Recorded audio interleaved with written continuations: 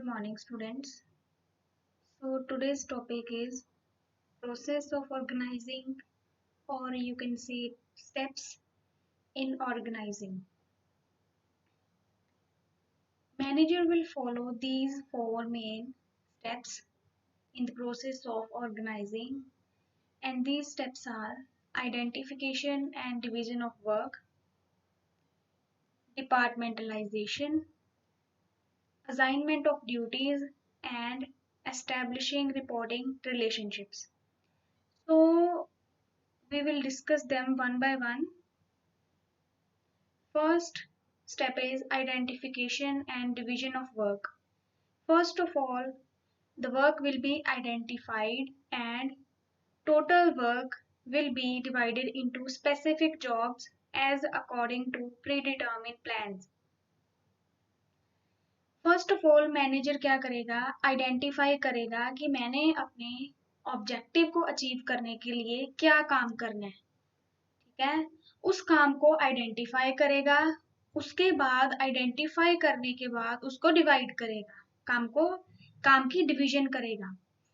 Division of work will lead to specialization of efforts and skills plus avoids duplication of work।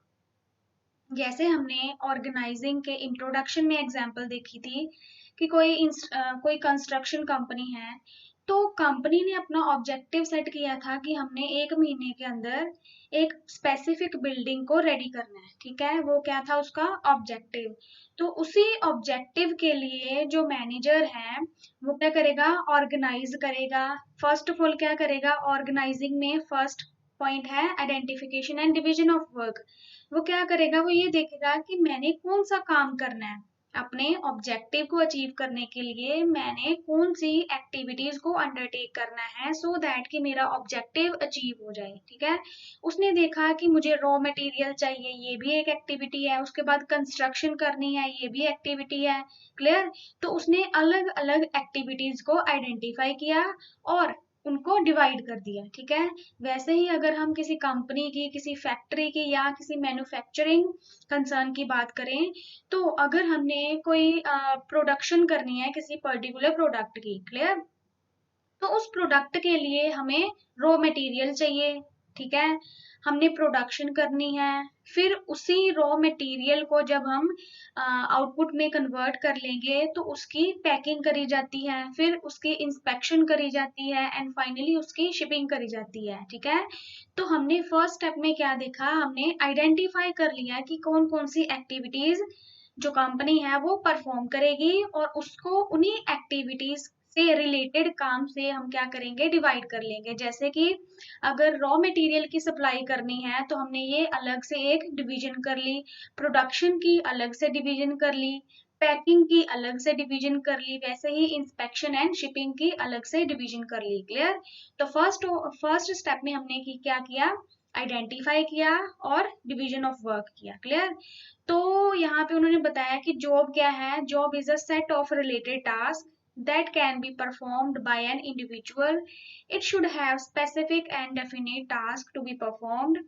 As far as possible, it should define expected results along with the job. Job क्या है, एक specific task है जिसमें जो individual है वो उसको task को परफॉर्म करता है और ये जो टास्क है इसमें रिजल्ट उनको बताया जाता है कि हमने ये आपसे एक्सपेक्ट किया है। Clear, second step would be departmentalization. इसमें क्या है, grouping similar and related jobs into units called departments, divisions और sections and placing them under a department head. The departments are linked together and are independent, aims at achieving coordination and facilitate unity of action. Departmentalization can be done on the basis of functions, on the basis of products or on the basis of territories.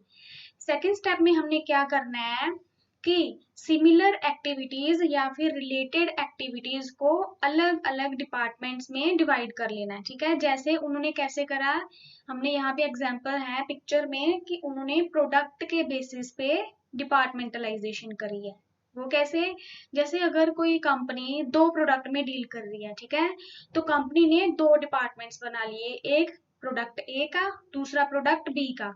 जो product ए की activities हैं, चाहे वो production है, finance है, R&D है, human resource है या मार्केटिंग है, वो सिमिलर एक्टिविटीज है, रिलेटेड एक्टिविटीज है, रिलेटेड जॉब्स है, किससे रिलेटेड है, प्रोडक्ट ए से। ठीक है, सारी एक्टिविटीज, प्रोडक्शन होती है, मार्केटिंग होती है, ह्यूमन रिसोर्स जो है वो रिक्रूटमेंट करी जाती है, ठीक है, रिसर्च एंड डेवलपमेंट होती है, या फिर फाइनेंस को अरेंज किया जाता है, किसके लिए, सिर्फ प्रोडक्ट ए के लिए। ठीक है, तो हमने यहाँ पे क्या किया, डिपार्टमेंट बना लिए रिलेटेड टू प्रोडक्ट ए। जो भी काम किया जाएगा वो प्रोडक्ट ए के लिए ही किया जाएगा। क्लियर। तो सेकंड स्टेप में हमने क्या किया, grouping similar and related jobs into units. ठीक है, then assignment of duties, defining the work of different job positions and allocating work accordingly. Once departments are formed, the department is placed under the charge of an individual. Third step में क्या किया जाएगा, duties को assign किया जाएगा। ठीक है, हमने क्या किया, अलग अलग सेकंड स्टेप में डिपार्टमेंट्स बना लिए। ठीक है, अभी उन डिपार्टमेंट्स को कोई हेड भी तो अलॉट करना चाहिए ना, कि जो हेड उसको सुपरवाइज करेगा, एक्टिविटीज को सुपरवाइज करेगा, अपने वर्कर से काम निकलवाएगा, उनको इंस्ट्रक्शंस प्रोवाइड करेगा, उनको ऑर्डर्स देगा, अगर उनको प्रॉब्लम आती है तो वो उनको सॉल्यूशन प्रोवाइड करेगा। तो हमने क्या करना है, ड्यूटीज को असाइन करना है। क्लियर। और ड्यूटीज असाइन करके एक हेड जो है वो अपॉइंट करना है, जो कि वर्कर्स को कंट्रोल करेगा। Jobs are assigned to an individual best suited to perform it. The qualifications, experience, ability, and aptitude of people should be matched with duties. For example, activities of finance should be assigned to persons having qualification and experience in finance, that is, chartered accountants. उन्होंने ये बताया है कि जो jobs हैं, जो भी किसी इंडिविजुअल को, किसी पर्सन को असाइन करनी है, वो जॉब किसके बेसिस पे होनी चाहिए, उसके एबिलिटी के बेसिस पे, उसके एक्सपीरियंस के बेसिस पे, उसकी क्वालिफिकेशन के बेसिस पे। क्लियर। उन्होंने ये बताया कि हमने ये क्लियर करना है या फिर ये अश्योर करना है कि right man should be at the right job and at the right place. Clear. और उन्होंने एग्जांपल बताया है कि अगर कोई पर्सन सीए है, चार्टर्ड अकाउंटेंट है, तो उसको हमने मार्केटिंग का एरिया नहीं दे देना, हमने उसको क्या, कौन सा एरिया देना है, जिस एरिया में उसकी एक्सपीरियंस है, स्पेशलाइजेशन है, ठीक है, जिस एरिया में वो अपने मैक्सिमम या अपना 100% डिवोट कर सकते हैं। क्लियर। उसके बाद final step would be establishing reporting relationships. Final step would be granting the required authority to enable employees to perform the job smoothly without any problem. Superior subordinate relations between different people and job positions created so that everybody knows from whom he is to take orders and to whom he can issue orders.